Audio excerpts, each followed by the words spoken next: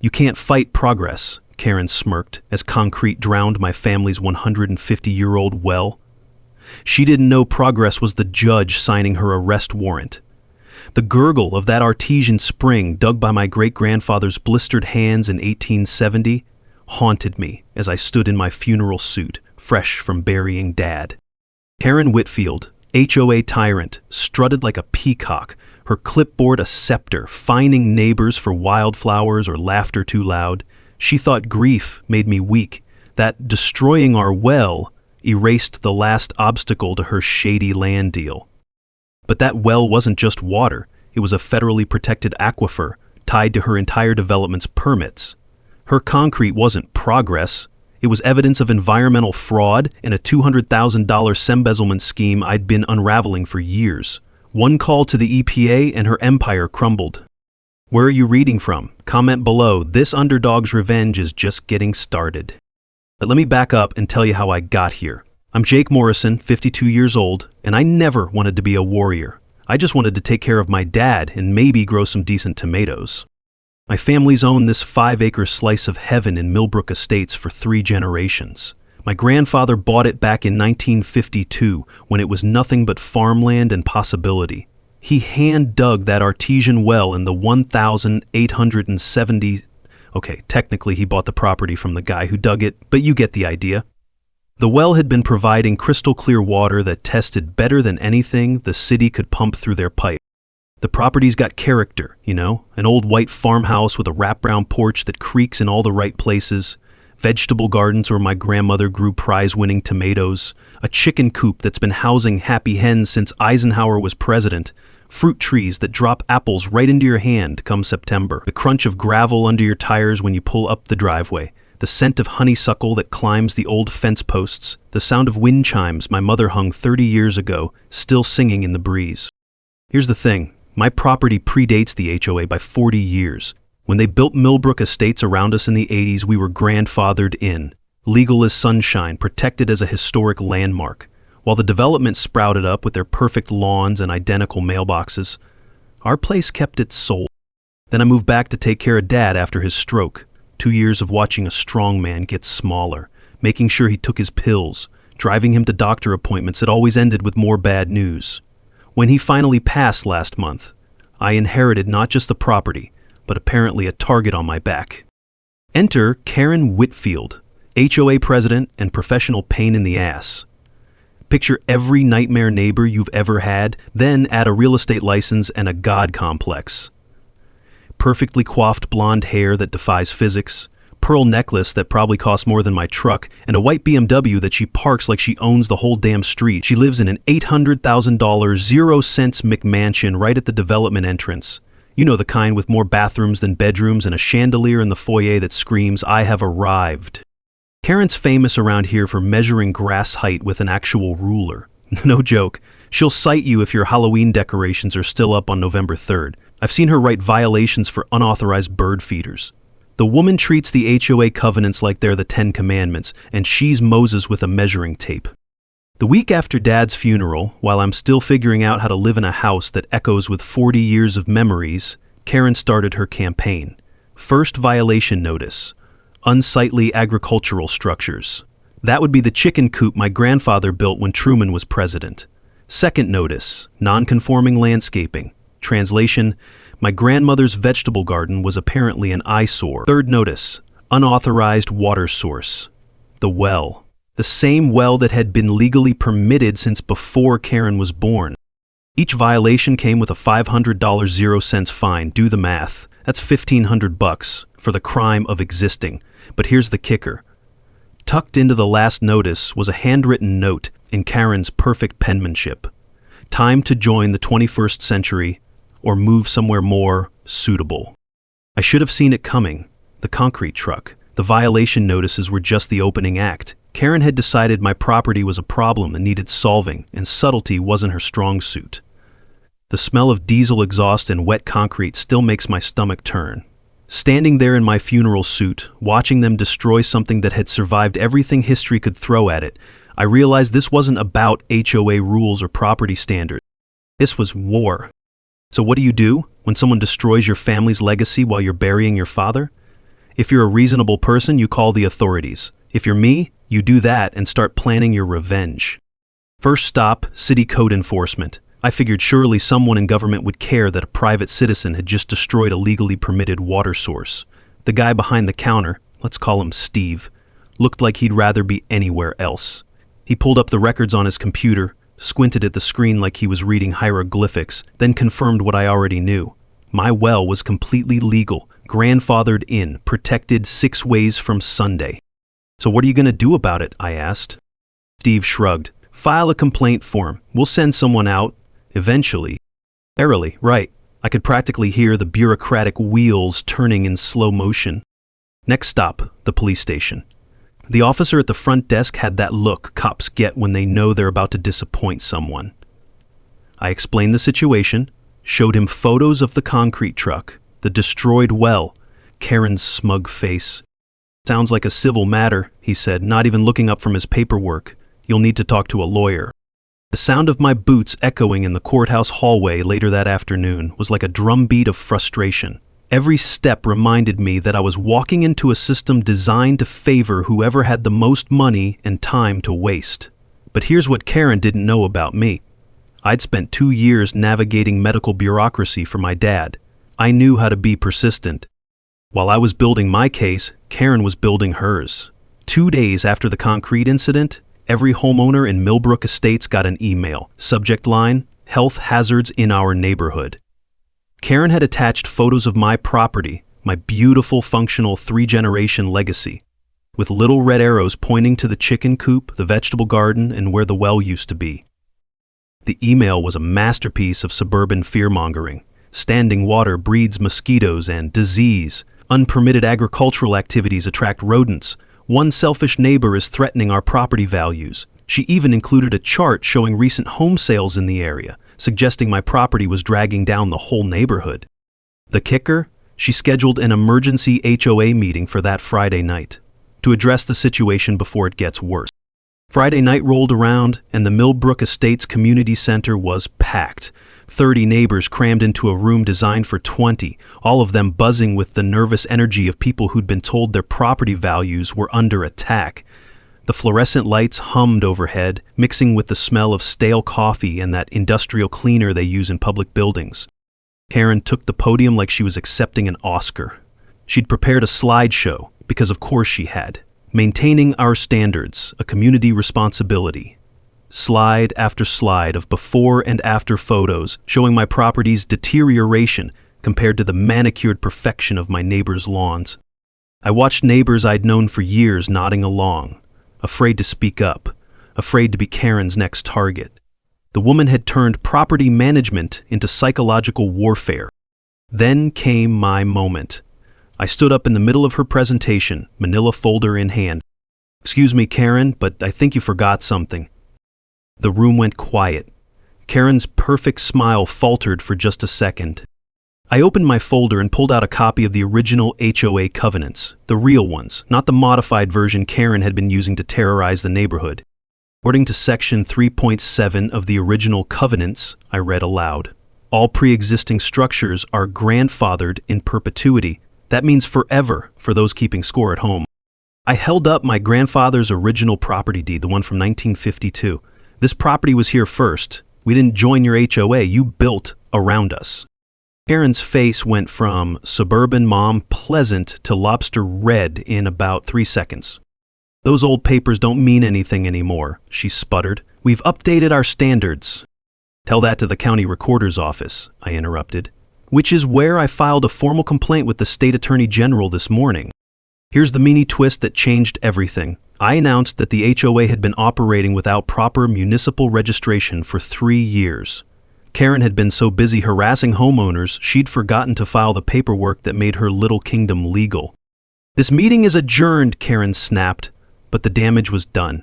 I could hear neighbors whispering among themselves as metal chairs scraped against linoleum. The spell was broken. Karen had expected me to roll over and play dead. Instead, I'd just declared war in front of 30 witnesses. Karen didn't take public humiliation well. When someone's built their entire identity around being the neighborhood boss, getting called out in front of 30 witnesses tends to trigger some desperate behavior. 3 days after the meeting, a courier showed up at my door with an envelope thick enough to stop a bullet. Inside was a cease and desist letter from Whitfield Morrison and Associates. Yes, that's her husband's law firm, because of course it is. The letterhead was so fancy it probably cost more than my monthly grocery budget, and it smelled like fresh toner and legal intimidation. The letter was a work of art, if you appreciate creative fiction. According to Karen's lawyers, I was harassing the HOA with my defamatory accusations and intentionally interfering with property values through malicious conduct. They threatened to sue me for damages, defamation, and something called tortious interference with business relationships. Translation: shut up or we'll bury you in legal fees. But here's the thing about spending 2 years dealing with insurance companies and medical billing departments. You learn to read between the lines. The angrier the letter, the weaker their position, and this letter was furious. I started spending my evenings at the county courthouse, because that's where the real truth lives. Under those flickering fluorescent lights, surrounded by the musty smell of old documents and the sound of microfilm machines whirring, I discovered something interesting about our HOA president. Karen's real estate license had been suspended 2 years ago for misrepresentation of property conditions. She was still operating as an agent, but technically through her husband's firm. It's a neat little shell game. She can't legally sell houses, but she can consult on properties her husband lists. And guess what kind of properties her husband specialized in? Distressed sales. Properties that needed to move fast, below market value. The pieces were starting to fit together, but I needed more evidence. That's when Karen made her next move. She scheduled what she called an emergency safety inspection of my property. She showed up Tuesday morning with the city building inspector, a guy named Dave who looked like he'd rather be on a golf course, which makes sense because that's where he met Karen. Dave walked around my property with all the enthusiasm of someone fulfilling a favor for a friend. He found violations everywhere. Electrical panel was outdated. It was installed in 1995. Septic system was questionable, had been inspected and passed 6 months ago, and the chicken coop was a potential fire hazard. It's made of stone and has been standing since Eisenhower. I smelled a setup faster than you can smell rotten eggs in a henhouse. I'd like a second opinion, I told Dave. That's your right, he shrugged, but his clipboard fell to the ground when the legitimate city engineer showed up an hour later. Turns out, I'd called the city that morning and requested a real inspection. Amazing how Dave's violations disappeared when someone who actually knew building codes took a look. Here's a knowledge nugget for you. In most states, you can request multiple inspections if you disagree with the first one. Don't just accept the word of one inspector, especially if they seem to be doing someone a favor. Takeaway: always verify the credentials of anyone claiming to represent the city or county. While Karen was playing games with building inspectors, I was playing chess. I filed an ethics complaint against Dave with the state licensing board. I submitted a public records request that revealed his golfing relationship with Karen. And I created something that would drive Karen absolutely insane: a website. MillbrookHotruth.com went live on a Thursday. Nothing fancy, just a simple site documenting every violation, every legal filing, every public record I'd uncovered. I included the photos of the concrete truck, copies of Karen's threatening emails, and a timeline of her harassment campaign. No editorial commentary, no angry rants, just facts, dates, and documents. The site got 500 visits in the first week. Neighbors were sharing the link. Local media started sniffing around. Karen's carefully controlled narrative was crumbling, and she knew it. That's when things got personal. I woke up Saturday morning to find my garden hose slashed in 3 places. Someone had left the chicken coop gate open overnight and 6 of my hens had escaped. By the time I found them, they were scattered across 3 yards, traumatizing the neighbors' perfectly manicured lawns with authentic free-range fertilizer. Then came the anonymous complaints to animal control about farm animals in residential areas. 3 different calls in one day, all from concerned neighbors who somehow sounded exactly like Karen when they were frustrated. I installed security cameras that weekend, 4 of them covering every angle of my property. Tuesday night, they paid for themselves. I caught 3 teenagers on film sneaking around my property at 2 a.m., clearly following someone's instructions about where to cause trouble. Wednesday morning, I knocked on Karen's front door with a tablet full of video evidence. Hiring kids to do your dirty work now? I asked. Karen examined her perfectly manicured nails like she was discovering them for the first time. I have no idea what you're talking about, but if you're having problems with local teenagers, maybe you should consider why your property attracts undesirable elements. Prove it, she added with that trademark smug smile. Here's the mini twist that changed the game. One of those teenagers had a mother with a conscience. She called me that afternoon, voice shaking with embarrassment and anger. Mrs. Whitfield offered my son $100, 0 cents, to prank the crazy neighbor, she said. I'm horrified. I'll testify if you need me to. As my phone started ringing with similar calls from other parents, I realized Karen hadn't just recruited teenagers. She was building an army, and it was about to turn against her. You know what they say about cornered animals? They get dangerous. Karen had gone from suburban dictator to desperate criminal, and desperate people make stupid mistakes. But they also pull out all the stops. The lawsuit arrived on a Monday morning, delivered by a sheriff's deputy because Karen wanted maximum intimidation value, $50,000 in damages for my defamatory website, and malicious interference with neighborhood harmony. She claimed my illegal agricultural activities had created a rat infestation that was affecting neighboring properties. The cherry on top? She demanded an immediate injunction forcing me to sell the property and move away. Having a deputy serve you legal papers is like getting punched in the gut by the legal system. The man was just doing his job, but Karen had orchestrated it for maximum psychological impact. She wanted me to feel like a criminal in my own driveway. My lawyer estimated it would cost $25,000 minimum to defend the lawsuit. Money I didn't have, especially after Dad's medical bills. I sat at my kitchen table that night, surrounded by legal papers and financial documents, the smell of instant coffee mixing with the weight of 3 generations of family history. The old house settled around me with familiar creaks and groans. The grandfather clock ticking away the hours like a countdown to disaster. For the first time since this whole mess started, I considered giving up. Maybe Karen was right. Maybe I should just sell and move somewhere easier, somewhere without HOA covenants and neighborhood politics. But then I remembered my grandfather's hands, rough from decades of farm work, building that chicken coop board by board. I remembered my grandmother's pride in her vegetable garden, how she'd give away tomatoes to anyone who'd take them. I remembered my father's last words, "Don't let them change what matters." The community was splitting apart like a cracked foundation. Some neighbors supported me privately but were terrified of becoming Karen's next target. Others genuinely believed her propaganda about property values and neighborhood standards. Anonymous letters started appearing in mailboxes, some supporting me, others demanding I leave before you destroy our home values.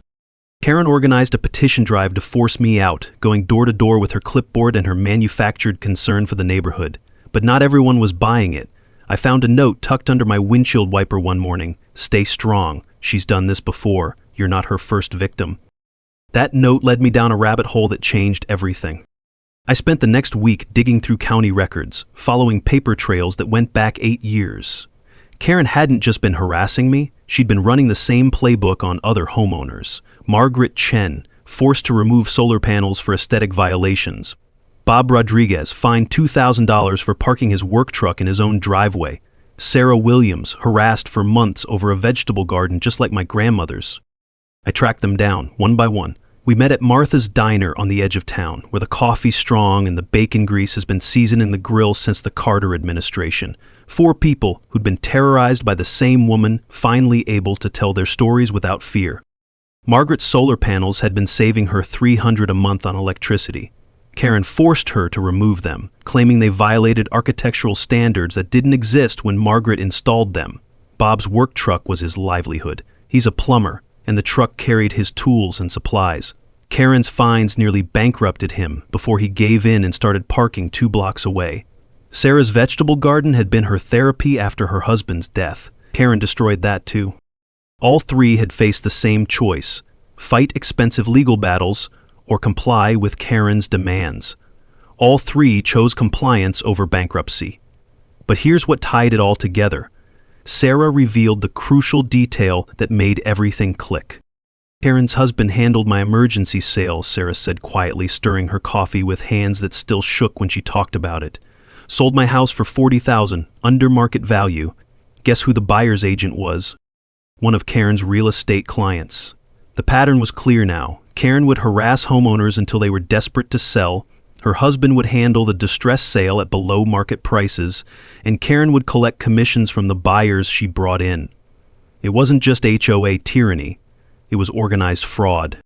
Here's the mini twist that shifted the entire power dynamic. This wasn't about rules or property standards. Karen had turned the HOA into a criminal enterprise, using harassment and intimidation to force sales she could profit from.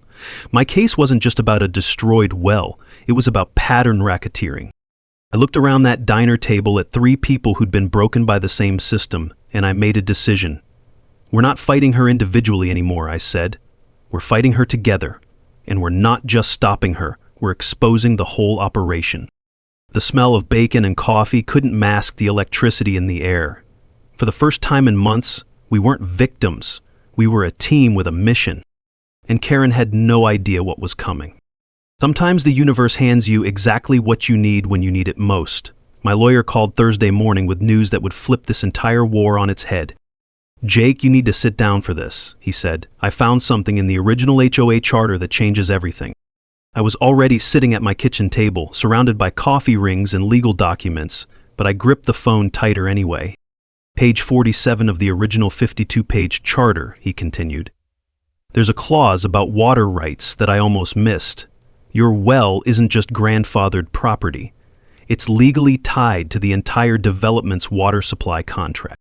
Let me break this down in terms that won't make your head spin. When Millbrook Estates was built in the 80s, the developers had to prove to the municipal water authority that they had adequate water resources for 200 homes. The math was tight. The city's supply could handle about 80% of the development's needs, so they needed supplemental water to make the project viable. Here's where it gets interesting. The developers counted my well as part of the total water capacity for the entire development. It's buried in legal language about existing natural water sources within development boundaries, but the bottom line is simple. My well was factored into their water rights calculation. By filling my well with concrete, Karen hadn't just destroyed my property. She'd violated the development's contract with the regional water authority, the same contract that allows 200 families to water their perfect lawns and fill their swimming pools. "There's more," my lawyer said, and I could hear him shuffling papers. I found email correspondence between Karen and her lawyer from 6 months ago. She knew about this clause. She discussed eliminating the grandfather problem to maximize development potential for future expansion. Karen had known exactly what she was doing. This wasn't some impulsive act of HOA overreach. It was calculated destruction of a legally protected water source. She'd never disclosed this conflict to the HOA board or the homeowners. She'd acted unilaterally to serve her own interests, probably planning to argue later that emergency health concerns justified her actions. But here's the nuclear option she'd handed me. The water authority could terminate the development's supplemental supply agreement based on this breach. Without that supplemental water, 200 homes would exceed the municipal system's capacity. We're talking potential water rationing, brown lawns, and the kind of property value crash that makes 2008 look like a minor hiccup. I could destroy Karen with one phone call, but I'd also destroy 199 innocent families who'd done nothing wrong except trust the wrong person to manage their community. The moral weight of that decision sat on my shoulders like a lead blanket. I had the power to end this war immediately, but using it would make me exactly the kind of person Karen was. Someone willing to hurt innocent people to get what they wanted. "So what do?" I asked my lawyer. "That depends," he said. "Do you want justice or revenge?" I thought about my father, who taught me that doing the right thing isn't always the same as doing the easy thing.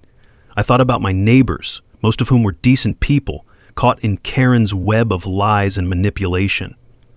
I thought about Margaret, Bob, and Sarah, who deserved to see Karen face real consequences for what she'd done to them. "I want her to face criminal charges," I said finally, "and I want every penny she stole returned to the people she hurt, but I'm not going to destroy the neighborhood to do it." "That's going to be harder," my lawyer warned. Good things usually are. I hung up the phone and stared at the well outside my kitchen window. The concrete had started to crack in the autumn freeze, ugly gray scars across what used to be clear, flowing water. But underneath that concrete, the spring was still there, still flowing, still waiting to be restored. Karen thought she'd buried my family's legacy. Instead, she'd handed me the key to her own destruction. The only question now was whether I was smart enough to use it without becoming the monster she already was. Time to find out. Time for war. But this wasn't going to be the kind of war Karen expected. She'd been fighting with intimidation and dirty tricks. I was going to fight with facts, law, and the kind of meticulous preparation that turns David into a giant killer. My kitchen table became mission control. Legal documents spread across the surface like a tactical map, highlighted passages marking enemy positions, coffee rings staining mortgage papers like battle scars. The smell of printer ink filled the air as I copied public records, each page another piece of ammunition. My phone rang constantly. Calls to state agencies, lawyers, journalists, anyone who might help expose what Karen had done. But I couldn't do this alone. The beauty of fighting corruption is that once you start turning over rocks, you find lots of people who want to help you throw them. First ally, Rebecca Martinez, an environmental lawyer who specialized in water rights cases. She took my case pro bono because it could set precedent for protecting historic water sources. This is exactly the kind of case that changes law, she told me during our first meeting at her downtown office.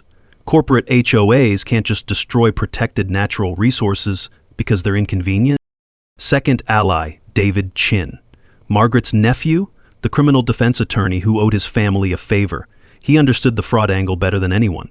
Pattern racketeering, he said, reviewing Karen's harassment campaigns. If we can prove she systematically targeted homeowners for financial gain, we're talking federal charges. Third ally, Jennifer Walsh from the State Transparency Coalition, a public records specialist who could navigate government databases like a hacker in a movie. Politicians and bureaucrats hate sunlight, she explained, but they can't hide from properly filed public records requests.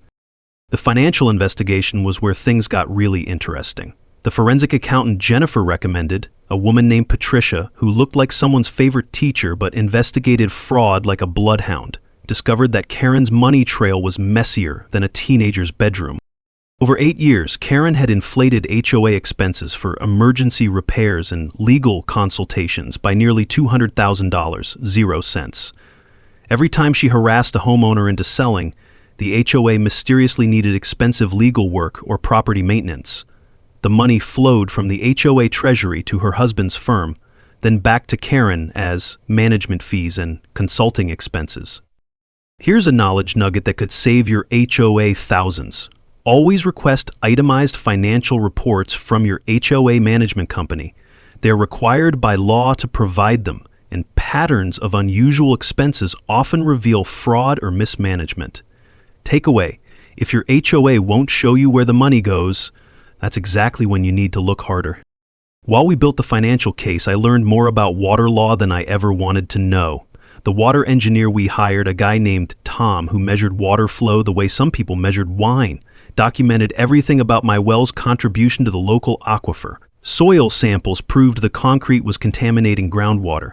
Environmental impact assessments showed Karen had violated 3 different state water protection laws.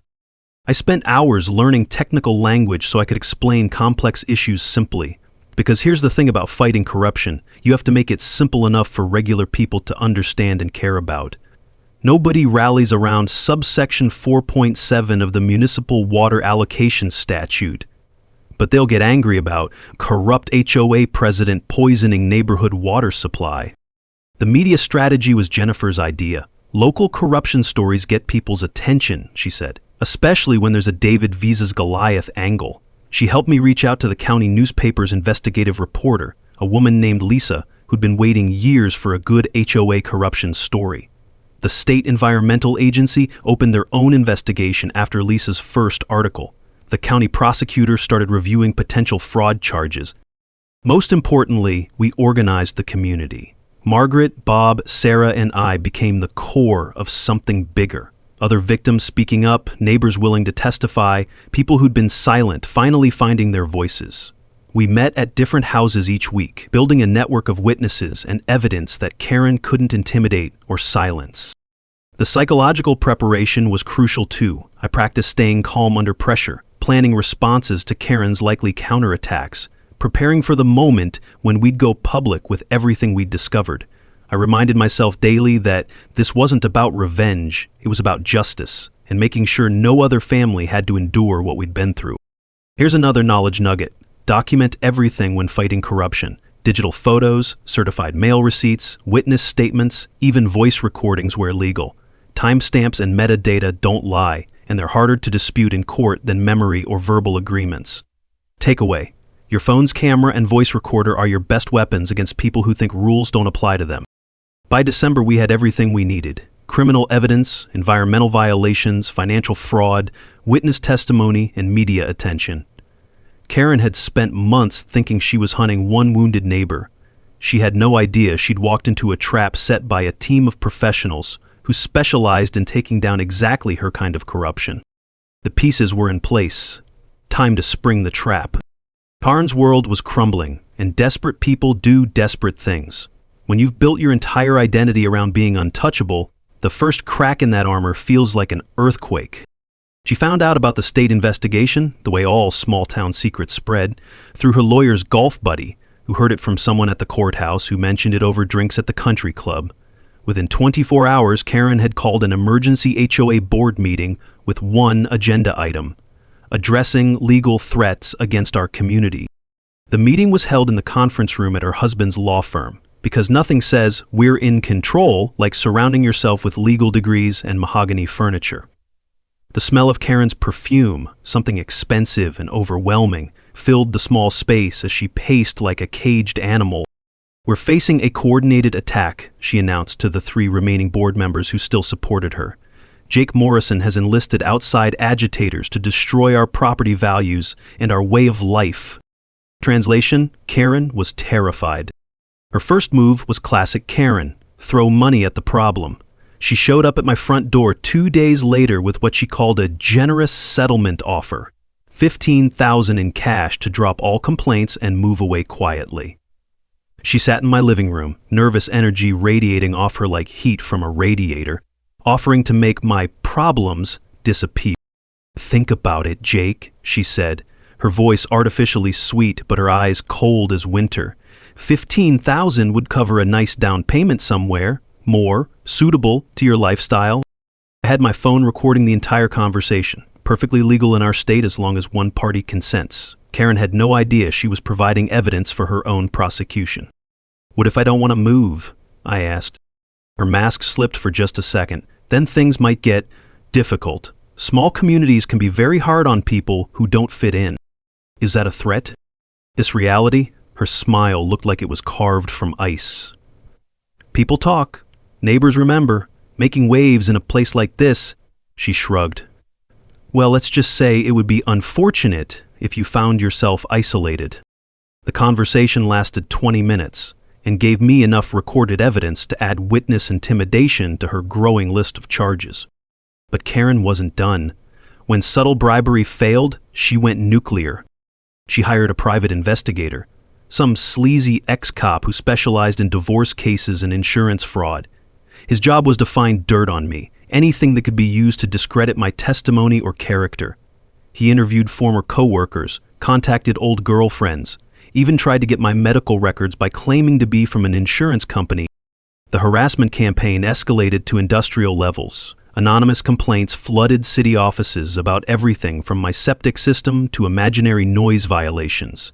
Child Services received calls claiming I was running an illegal daycare. I don't even have kids. The fire department got reports of suspicious burning every time I used my fireplace. Karen was throwing everything at the wall, hoping something would stick. But here's what happens when you file too many false reports. The agencies start investigating the person making the complaints. Her most desperate move was the rumor campaign. Karen started spreading stories about my mental health, my finances, my supposed instability after my father's death. She whispered to neighbors that I was dangerous, that my property was attracting criminal elements, that my lawsuit was really about getting money to feed a gambling addiction she'd invented out of thin air. Some people believed her. Fear is a powerful weapon, and Karen wielded it like a master. But others started seeing through the lies. When someone spends years building a reputation for cruelty, eventually people stop believing their version of events. Meanwhile, I kept building my case while appearing publicly defeated. I let Karen think her intimidation was working. I stopped updating my website. I avoided confrontations. I played the part of a man who was giving up. But my security cameras were recording everything. Every trespassing incident, every attempt at sabotage, every violation of the restraining order I'd quietly filed after her threatening visit. The evidence pile grew daily. The breakthrough came when Karen made her biggest mistake yet. Frustrated by my apparent surrender, she decided to plant evidence that would justify her original claims about health hazards. My cameras caught her at 2 a.m., dressed in black like some suburban ninja, attempting to scatter dead rats around my chicken coop. She'd bought them from a pet store, probably told the clerk she had a snake, and was staging a rodent infestation to support her lawsuit. Watching a grown woman crawl around my property in the middle of the night, distributing deceased rodents, would have been hilarious if it wasn't so pathetic. But it was also criminal evidence of evidence tampering and harassment. Here's the mini twist that sealed Karen's fate. One of the rats still had its pet store price tag attached. When animal control responded to her anonymous complaint the next morning, they found professionally euthanized feeder rats with visible evidence of recent purchase. Karen had literally bought the evidence she was trying to use against me, and I had it all on high-definition video. The trap was set. All I had to do was wait for her to walk into it. When cornered animals realize they're trapped, they either surrender or go absolutely insane. Karen chose option 2. The dead rat incident had blown up in her face spectacularly. Animal control filed a report about evidence tampering. The police opened an investigation into harassment. Karen's own lawyer started distancing himself from her increasingly erratic behavior. She could smell the walls closing in, and desperation makes people stupid. Her nuclear option was trying to dissolve the entire HOA. If there was no HOA, there could be no investigation into HOA financial crimes, no board oversight, no organized community to testify against her. She scheduled a vote with exactly 48 hours' notice, the legal minimum, hoping to ram it through before anyone could organize opposition. Emergency dissolution due to escalating legal costs and community discord, read the official notice. Karen was planning to burn down the house rather than face eviction. But the intimidation campaign got personal in ways that made my blood boil. Karen's allies started leaving threatening voicemails from my supporters. Margaret Chen found her car keyed in 3 different grocery store parking lots. Bob Rodriguez got anonymous letters threatening to report his illegal business activities to the IRS. Sarah Williams received calls at 3 a.m. claiming to be from bill collectors looking for her dead husband. The sound of glass crunching under my boots became a weekly soundtrack as I swept up broken headlight fragments from my driveway. Someone was escalating beyond petty harassment into actual vandalism, and we all knew who was orchestrating it. I was running on 4 hours of sleep and too much coffee, pacing my kitchen at dawn like a caged wolf. The stress was getting to all of us. This wasn't just about property rights anymore. It was psychological warfare designed to break us down before the truth could come out. That's when Karen made the mistake that guaranteed her destruction. My security cameras caught 2 men I didn't recognize attempting to damage my septic system with a crowbar. They were trying to create an actual health hazard, the very thing Karen had falsely accused me of causing. If they'd succeeded, sewage backing up into my yard would have given Karen justification for everything she'd done. But these weren't random vandals. One of them dropped his wallet while running away. Inside was a business card for K&M Property Solutions, Karen's husband's company. These were employees, not random troublemakers. Karen had crossed the line from harassment into criminal conspiracy. The final piece of evidence came from an unexpected source. Karen's own boardroom had been bugged, not by me, but by one of the remaining board members who'd grown suspicious of her increasingly erratic behavior. Tom Fletcher, a retired accountant who'd served on the board for 6 years, had started recording meetings after Karen began making decisions without consulting anyone. The recordings were damning. Karen admitting to the concrete sabotage. Karen discussing how to hide financial irregularities from state investigators. Karen planning to blame the missing HOA funds on accounting errors and previous board members who were conveniently dead or moved away. But the most incriminating recording was Karen's rant about me specifically. That old fool thinks he can destroy everything I've built here. I don't care what it costs or what I have to do. I'm going to make him wish he'd never been born. Tom brought the recordings to my lawyer, his hands shaking as he handed over the flash drive. I've known Karen for 8 years, he said. I thought she was just thorough. I had no idea she was a criminal. Here's the mini twist that brought everything full circle. Karen had been planning this for years. The recordings revealed that she'd been systematically targeting properties for forced sales since she became HOA president. My family's land wasn't randomly selected. She'd been researching our property values and planning our harassment campaign for over a year, waiting for the right moment to strike. My father's death hadn't been an opportunity. It had been the signal she was waiting for. She'd known I'd be emotionally vulnerable, financially stressed, and legally distracted. She'd planned to destroy my family's legacy while I was too grief-stricken to fight back effectively. The legal noose was tightening from multiple directions now. Environmental crimes, fraud, racketeering, witness tampering, conspiracy. Karen was facing potential federal charges that could put her away for decades. Her lawyers were withdrawing from the case faster than rats abandoning a sinking ship. But I wasn't ready to spring the trap yet. The annual HOA meeting was scheduled for the following week, and it was legally required to be a public forum. Karen would have to show up, face the community, and try to defend the indefensible in front of everyone she'd spent years terrorizing. I wanted her to fall in public, in front of witnesses, with cameras rolling and no place to hide. Not because I'm cruel, but because sunlight is the best disinfectant. The community needed to see exactly who they'd been following, and Karen needed to face the consequences of her choices in front of the people she'd hurt. One more week, then justice would finally have its day. The Millbrook Estates Community Center had never seen a crowd like this. Over 100 residents packed into a space designed for 50, with people standing along the walls and spilling out into the hallway. You could taste the tension in the air, thick as morning fog, mixed with the smell of nervous sweat and the community center's industrial-strength cleaning supplies. Local news crews had set up cameras in the back. Word about the HOA corruption investigation had leaked, and this meeting was going to be the public showdown everyone had been waiting for. The fluorescent lights hummed overhead like angry wasps, casting harsh shadows on faces tight with anticipation. Karen walked in like she owned the place, which technically she did, at least for a few more minutes. She wore her armor of suburban respectability, perfectly pressed blazer, pearl necklace, that smile that had intimidated neighbors for 8 years. But I could see the cracks. Her hands trembled slightly as she arranged her papers. Her eyes darted around the room, calculating exits. She took the podium with practiced confidence, calling the meeting to order like this was just another routine gathering. "Thank you all for coming to our annual meeting," she began, her voice steady despite the circus atmosphere. "I know there have been some misunderstandings about recent events." Misunderstandings. That's what she called 8 years of fraud and harassment. "Before we discuss any gossip or rumors," Karen continued, "I want to present our financial reports and address concerns about our community's future." She clicked through her slideshow, fabricated numbers dancing across the projection screen. Revenue figures that didn't match bank statements, expense reports that hid thousands in stolen funds. She presented it all with the confidence of someone who believed her own lies. That's when the state environmental agents walked in.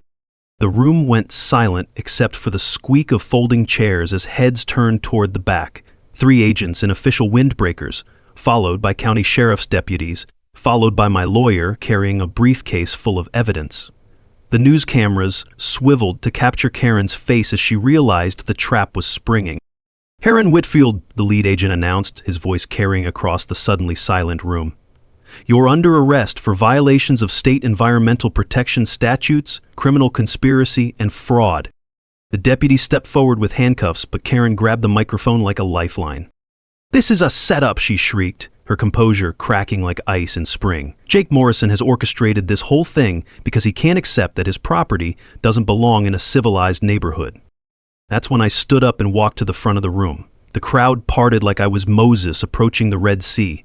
Every phone in the place was recording now, capturing what would become the most watched HOA meeting in internet history. "You're right about one thing, Karen," I said, taking the microphone as she was read her Manda rights. "I did orchestrate this, but not the way you think." I pulled out my phone and connected it to the sound system. I want everyone to hear something. This is Karen's voice, recorded during her visit to my home last month. Her voice filled the room. Making waves in a place like this? Well, let's just say it would be unfortunate if you found yourself isolated. Gasps echoed through the crowd. But I wasn't done. And this is from a board meeting 3 weeks ago, recorded by Tom Fletcher. I nodded toward Tom, who looked like he wanted to disappear into his folding chair. Karen's voice again, distorted by rage and desperation. I don't care what it costs or what I have to do. I'm going to make him wish he'd never been born. The room erupted. Neighbors who'd been silent for years finally found their voices. Margaret Chen stood up and described her solar panel harassment. Bob Rodriguez detailed the fines that nearly bankrupted him. Sarah Williams, with tears streaming down her face, told everyone how Karen had destroyed her garden and forced her to sell her home at a loss. One by one, Karen's victims spoke up. 8 years of suppressed anger and fear poured out like water from a broken dam. The community that had been divided by Karen's manipulation was finally united against her. The environmental agent took the microphone. Miss Whitfield has been charged with willful destruction of protected water resources, conspiracy to commit fraud, and racketeering. The investigation revealed systematic theft of homeowner association funds totaling over $200,000, 0 cents. Karen, now in handcuffs, made one last desperate play. These people are destroying our property values. I was protecting this community. I stepped back to the microphone for my final words. Karen, you didn't protect this community. You terrorized it. You turned neighbors against each other. You stole money, destroyed property, and tried to force families from their homes for your own profit. I looked around the room at faces I'd known for years, people who'd been afraid to speak up, afraid to fight back. But here's what you never understood. Communities aren't built on fear. They're built on people caring about each other. And that's exactly what's going to rebuild what you tried to destroy. The room erupted in applause as Karen was led away, her perfect facade finally cracked beyond repair. Justice moves slowly, but it moves. Karen Whitfield was sentenced to 18 months in federal prison and 5 years probation. The judge ordered $250,000, 0 cents in restitution for environmental damage and fraud. Money that came from frozen assets, including the sale of her McMansion. Her husband's real estate license was revoked, their marriage ended in a very public divorce, and Karen became a cautionary tale that HOA management companies still whisper about at conferences. But the real victory wasn't Karen's downfall, it was what rose from the ashes. The sound I'll never forget is the jackhammer breaking apart that concrete. Professional environmental restoration crews worked for 3 days, carefully removing every chunk of Karen's spite from my family's well. When they finally broke through to the underground spring, clean water bubbled up like liquid hope. The flow was even stronger than before, as if the earth itself was celebrating its freedom. I installed a hand pump that matched my grandfather's original design, the same kind that had served 3 generations of my family. The first cup of water I drew tasted like victory, clean, cold, and pure as the day my great-grandfather first sank his shovel into this ground. The new HOA board was elected on a platform of transparency and accountability. We rewrote the bylaws to require public financial audits, moved meetings to evenings so working families could attend, and established oversight committees that actually have teeth. I was elected to chair the Fiscal Responsibility Committee, which basically means I get to make sure no one ever pulls a Karen again. The ripple effect spread far beyond Millbrook Estates. My case became legal precedent for protecting historic water sources from HOA overreach. The state passed the HOA Accountability Act, requiring annual financial audits and criminalizing the kind of harassment Karen had perfected. Environmental groups used our victory to strengthen aquifer protection laws across 3 states. Other communities reached out for help.